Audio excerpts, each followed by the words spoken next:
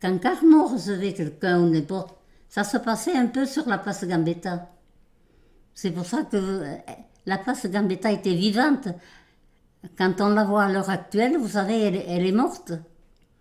Moi, j'ai les gosses, quand les parents qui viennent me voir, ils me disent qu'est-ce que ça a changé, Carnot. Parce que c'est vrai, il y avait pas mal de commerce avant. Il y avait M. Gauba qui faisait le coin là où il y a où on vend les fleurs là au coin de chez Durand.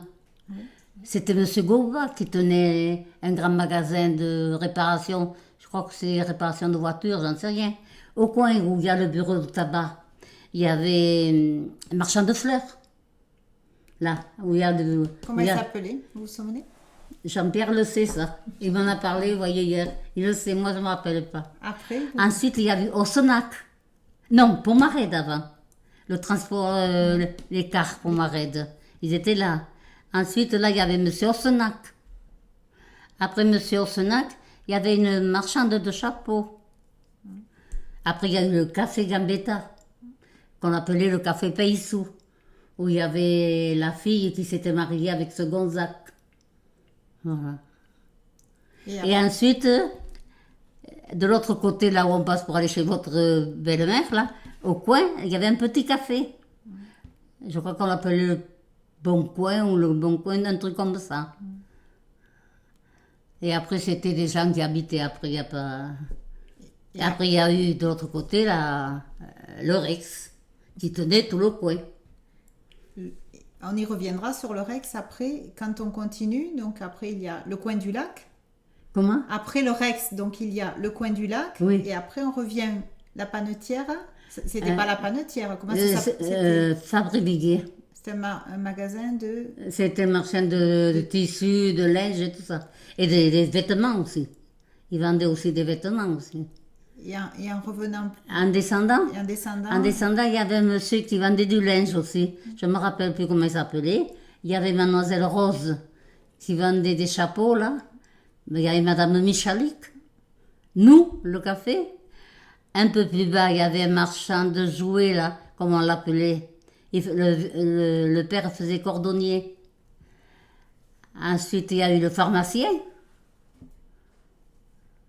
Et après le pharmacien, la banque populaire. Parce qu'elle était par là, la banque populaire. Et après, je ne sais pas, après trop. C'est maintenant le 41 département mental, c'est la pharmacie, l'annexe de la pharmacie Rességuier. Et sur le derrière reste encore l'ancien magasin de M. Durel, qui nous sert de lieu de rassemblement le vendredi. Donc vos parents étaient commerçants? Commerçants. Mon père était plombier. Et ma mère tenait le magasin, ma mère et ma grand-mère et ma femme par la suite tenaient le magasin 41 Le Vertement, plus l'extension où maintenant se trouve Fil d'Art. Alors c'était un magasin, qu'est-ce que vous vendiez? Une quincaillerie? Articles ménagers et articles cadeaux. Et oui, c'est tout. Gambetta? Oui. Là, c'est Gambetta, il n'y avait pas grand commerce. Non. En partant de chez vous, donc du commerce du Ray, oui. Vous remontez, donc le café. En remontant, il y avait, oui, donc il n'y avait pas de commerce, c'était une porte. Les gens rentraient pour aller au café, c'est tout. Il y avait une petite ouverture pour la modiste, Sarah et Rose au Boyer, là. Au-dessus, c'était juste une sortie. Il y avait les Sablerolles, la mercerie, et ensuite Fabre et Viguier. Et en descendant, donc il y avait la cour, en dessous de chez moi, la cour de la pharmacie Rességuier. Et ensuite, il y avait la cour qui était, comme elle est à l'heure actuelle, des dentistes. Là. Plus bas, il y avait donc ce porche, ce garage de Mademoiselle Fabriès. En dessous, il y avait le taxi Souiri. Puis, il y avait un grand mur et un jardin derrière, où était Bordeaux, l'écart. Et ensuite, Ginestet, l'épicerie. En dessous, c'était des vieilles masures, des vieux trucs, là, il y avait des locataires. Et maintenant, c'est Garrigue qui est là. En dessous, où sont les taxis. Il y avait l'immeuble dont on a parlé tout à l'heure, là, qui a été brûlé par les Allemands. En dessous, c'était Grégoire. En dessous, il y a eu l'Adger, qui était ailleurs. Et ensuite, Mercadier, qui était la dernière maison. Côté de la place, donc l'école Gambetta, et après, vous vous souvenez? L'école Gambetta, en tournant, retournant. En retournant, il y avait un grand bâtiment, et il y avait Goba, qui faisait les choses. Et au-dessus, il y avait d'autres locataires. Parce qu'avant Goba, c'était, là on va chercher loin, c'était Fabre-Villiers qui avait ça. J'avais le Magadel, là, où était le... Oui, vous direz. Où est Durand maintenant? Le fleuriste. Oui, Durand. Bon, il y avait Goba. Et avant Goba, il y avait Fabre-Villiers. Et Goba, il était fleuriste aussi? Ah non, Goba, il était électricien. Électricien. Rebobineur, exactement. Rebobineur. Hein? Rebobineur, exactement. Oui, c'est ce que je dis. En descendant dans la rue. Non, en faisant le tour de la place. En faisant le tour de la place. Je ne me rappelle pas comment il s'appelait. Qui faisait angle, qui faisait... Bouissier, voilà, c'est ça que je cherchais, Bouissier. Au bureau de tabac? Oui. Oui, au bureau de tabac. Les pompes Bouissier funèbres. Il faisait les couronnes de pompes funèbres. Il faisait les valises, il faisait... Oui. Oui. Au-dessus, pour Marianne. Transporteur? Oui. Au-dessus, c'était... Qui faisait... Ossenac, merci. Au-dessus d'Ossenac, Flavia Serin. Au-dessus de Flavia Serin, une grande bâtisse où est le Crédit Agricole maintenant, qui était à Foucras, je crois. Et il y avait la mouette dessus, mais ça je ne m'en souviens pas, je ne l'ai jamais vu. Que sur le mur était marqué la mouette, mais ça je ne m'en souviens pas. Ça appartenait à Foucras et donc c'était... C'était une maison particulière. C'était une maison particulière. Oui, une maison particulière avec des locataires dedans, il y avait beaucoup de locataires. Et ensuite il y avait le café. De l'autre côté, il y avait aussi un petit bistrot. Maintenant, il y a la fleuriste, je crois. Hein. Après, au-dessus, il y avait le marchand de porcelaine.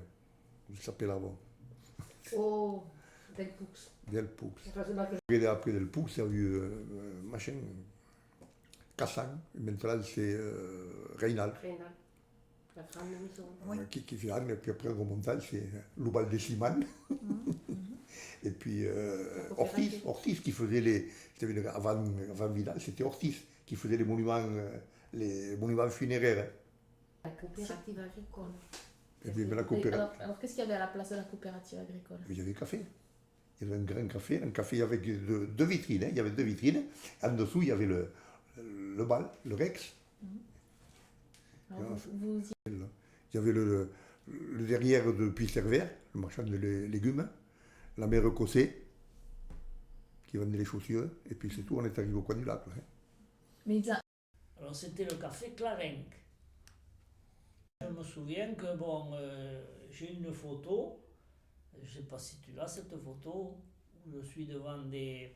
il y avait pas de, pour ainsi dire, de trottoir. Il y avait des planches, je me souviens, qui communiquaient de... Et là, il y avait une fontaine à l'angle, une fontaine en fonte, avec une pression dessus, en cuivre. Et elle avait des plantes, enfin, c'était pas des plantes, des arbustes dans des demi-tonneaux, voyez-vous, et qui étaient le long de l'établissement. Et puis il y avait une grande salle où se réunissaient les amis de la marine. Là. 1947-1948, vous avez tenu le café à l'eau, c'est ça? Le café de Orex. Oui. Je l'ai tenu 1 an et demi. Le café de Rex. Et après, c'est... Et on l'a quitté parce que M. Grimal l'a vendu à la coopérative. Voilà, Voilà. il n'y a Nous plus étions de que café. gérants. Vous étiez gérant. Ouais. D'accord. On était que gérants.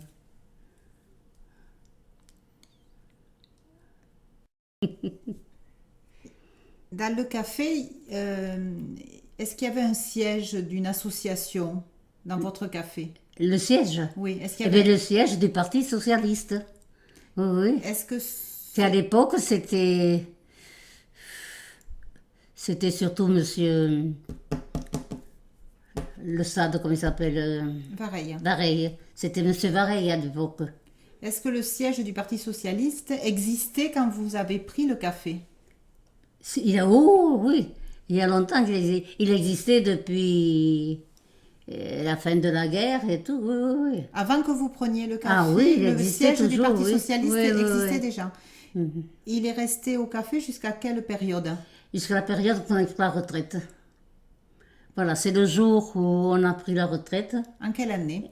On a pris la retraite en 1989. Mai 89. Ouais. Donc le Et siège, le siège, on leur a dit que nous partions, alors qu'on mettait le café en gérance. Et alors ils ont changé d'endroit. Où il est, j'en sais rien maintenant. Est-ce que vous êtes avec? Maternelle, Gambetta, et ensuite Victor Hugo. Accompagné. On est rentré donc à l'école maternelle et on nous a accompagnés à Victor Hugo, avec Madame Cassan. Et Madame Bacassin, c'était qui? C'était une institutrice? Madame Cassan? Oui. Et oui, oui, c'était l'institutrice, la première institutrice que j'ai eue aller au cours préparatoire. Hein. D'accord. Et là, il n'y avait que des garçons à Victor Hugo. Ah oui, oui, à l'époque, il n'y avait que des garçons. Je ne mélangeais pas. Vous vous rendez compte à l'époque, mélanger. Pourtant, j'y suis allé dans cette cour là-bas, à l'école des filles, puisque j'étais bien copain avec Carme. Donc je pouvais rentrer dans la cour là-bas pendant les vacances. C'était une grande école. Ah, c'était assez grand, oui, comme truc. Ça tenait tout ce que vous voyez à l'angle de la place. Là. Et vous pouvez, puisque vous rentriez dans cette école, vous pouvez nous la décrire un petit peu? Il y avait une cour, comment c'était? Ah oui, l'école maternelle, bon, vous rentriez, c'était une grande salle. Et c'est là qu'on attendait le soir. Les enfants qui partaient seuls et les enfants qui étaient accompagnés. Après, vous rentriez dans la cour, et puis après, les classes étaient en bas, je crois. En haut, c'était le logement de Madame Blanc. L'école maternelle, là. L'école maternelle. Ensuite, l'école des filles. Il y avait un grand couloir, des classes de chaque côté, une grande cour derrière, et en haut, c'était il y avait peut-être 2 étages. Et le directeur et la directrice, non, la directrice, c'était Madame Carme. Ce qu'il y a quand même, c'est que avant la démolition des écoles, il y a eu des préfabriqués sur la place. Parce que l'école était trop petite. L'école étant trop petite, on avait fait des préfabriqués sur la place. Et Vous jouiez donc dans le Rajol, c'était Rajol. notre quartier général, là, le Rajol. Et alors, tout le vieux Carmont, derrière la mairie, là, hein, ça allait jusque chez l'école. Il y a une école de danse là-bas. Hein, dans la rue. Alors, tout ça, c'était plein de petites venelles, ça passait dans des caves et tout. C'était le folklore, là. Hein, c'était les fameux charrues à roulement à billes descendaient dans le Rajol, là. La petite rue qu'il y avait au Rajol, vous ne vous rappelez pas, si tu te rappelles, toi. Hein. Alors vous fabriquiez des chariots? Des c'est ça? chariots avec des roulements à billes, ça faisait un bruit terrible. Ça ne marchait pas vite, mais on était à ras de terre, on avait l'impression de rouler très vite. On était contents. Sur la place Gambetta, on jouait au football, on faisait la course, enfin des trucs, tout un tas de jeux d'enfants. Et puis, je lui racontais qu'un jour de Saint-Privat, elle m'avait pris sur la place Gambetta et que j'avais perdu, j'étais gamin, une chaussure dans les confettis. Parce qu'il y avait des batailles de confettis énormes, des épaisseurs de confettis. Et elle a essayé le lendemain de revenir, d'essayer de me trouver la chaussure. Je l'avais perdue, comme ça, j'étais gamin, je sais pas. J'avais une chaussure qui avait cavalé. Et elle a essayé de me trouver cette chaussure. Elle n'a pas retrouvé. C'est pour vous dire que L'amas de confetti qu'il y avait. Hein. Ouais. Sinon, vous avez des souvenirs de manège ou de Ah cavalcade? oui, on se souvient des autotamponnantes, comme on disait, des autotampons. On se rappelle des tape-culs. À ce moment-là, Des tape-culs. en face de l'école. Et toute la journée. Maintenant, à midi, terminé, il n'y a plus. Est-ce que c'était un jour important pour vous en tant que commerçant, les jours de marché? Ah oui, oui, oui, il y avait l'avantage, c'était toute la campagne qui venait se ravitailler. Oui, il y avait beaucoup plus de clientèle. Le magasin, oui, le magasin, il y avait beaucoup plus de clients ce jour-là. Et le magasin restait ouvert parce qu'on avait le magasin et la salle à manger au fond du magasin. Donc le magasin restait ouvert de midi à 2h, on ne fermait pas. Ah oui, Ouais, il nous pas arrivait même, d'interruption. il nous arrivait même de ne pas fermer la nuit. Mais ça, c'était involontaire. Vous faisiez la journée continue déjà. Pour Sainte-Barbe, pour les Sainte-Barbe, c'était pareil, vous étiez ouvert également. Ah oui, oui, oui, oui. On fermait que le dimanche chez nous. Donc, voilà, vous fermiez uniquement le dimanche et vos horaires de travail Le matin 8h. Alors c'était le matin 8h jusqu'au soir 7h quand on fermait, quand on se mettait à table. En fait, vous mangiez sur place. Vous Ah étiez oui, sur oui, place. oui, on avait tout sur place, mais on habitait là. Il y avait le magasin là, la salle à manger et l'atelier. C'était tout.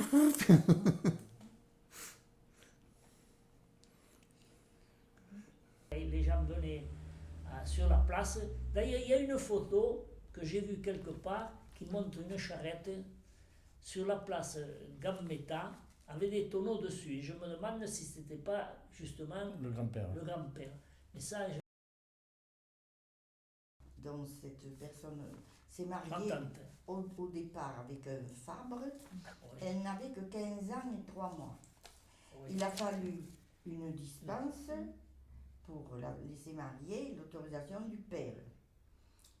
Oui. À ce moment-là, vous savez, à Carmaux, tout le monde était socialiste. Oui, il lui a dit, je te laisse marier, mais en rouge. Tu t'habilleras en rouge. Alors nous avons eu une photo. Elle est mariée Oui, c'est vrai. avec une robe rouge. À ce moment-là, c'était des draps, un drap assez grossier même, rouge. Elle avait son bouquet qui était blanc, mais elle était habillée en rouge. En rouge.